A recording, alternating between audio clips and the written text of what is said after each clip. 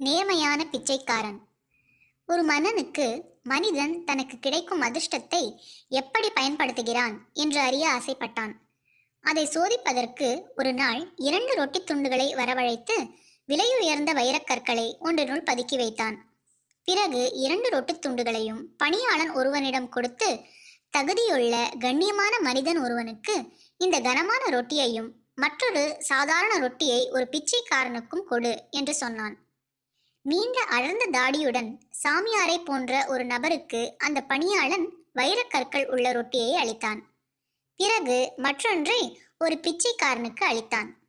சாமியார் தனக்கு கிடைத்த ரொட்டியை உற்று பார்த்து, இது சரியாக பக்குவப்படுத்தப்படாததால் கொஞ்சம் கனமாக உள்ளது என்று நினைத்து தன் அருகில் வந்து கொண்டிருந்த பிச்சைக்காரனிடம், எனக்கு கிடைத்த ரொட்டி மிகவும் கனமாக உள்ளது, எனக்கு அவ்வளவு பசியில்லை, ஆகையால் இதை நீ எடுத்துக்கொண்டு உன்னுடையதை எனக்கு கொடு என்றான்.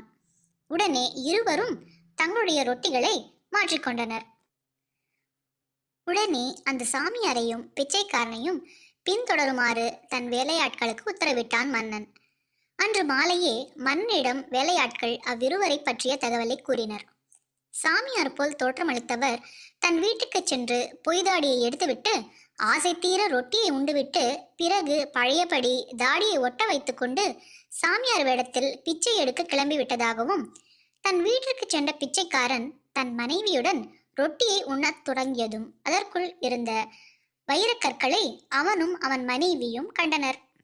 வைரக்கற்களை நாமே எடுத்துக்கொள்ளலாம் என்று விரும்பினான். ஆனால் அந்த பிச்சைக்காரன் இந்த ரொட்டியை அளித்த அரசு பணியாளரிடம் இதை பற்றிய உண்மையை தெரிந்து கொள்ள வேண்டும். இவ்வாறு வைரக்கற்கள் உள்ளிருப்பது அவருக்கு தெரியாது என்றால் அவருடைய பொருளை அவரிடமே சேர்க்க வேண்டும். ஆனால் தெரிந்தே இவ்வாறு கொடுத்தார் என்றால் இவை அந்த சாமியாரை சேர வேண்டும், அதுதான் நியாயம் என்று கூறியதாகவும் வேலையாட்கள் கூறினர். அந்த பிச்சைக்காரனின் நேர்மையையும் உயர்ந்த உள்ளத்தையும் அறிந்த மன்னன் கடவுளின் அருளால் வைரக்கற்கள் ஒரு போலி சாமியாரிடம் சிக்காமல் நேர்மையான ஒரு பிச்சைக்காரனை அடைந்ததை எண்ணி மகிழ்ந்தான். பிச்சைக்காரனை அரண்மனைக்கு அழைத்து அந்த வைரக்கற்களை அவனுக்கே கொடுத்து மேலும் பல பரிசுகளும் வழங்கினான். பிச்சைக்காரரும் அதை விற்று கிடைத்த பணத்தில் வியாபாரம் செய்து சந்தோஷமாக வாழ்ந்தார். நீதி. நேர்மையாய் இருப்பவர்களுக்கு இறைவனின் அருளும் அதிர்ஷ்டமும் துணையாக இருக்கும்.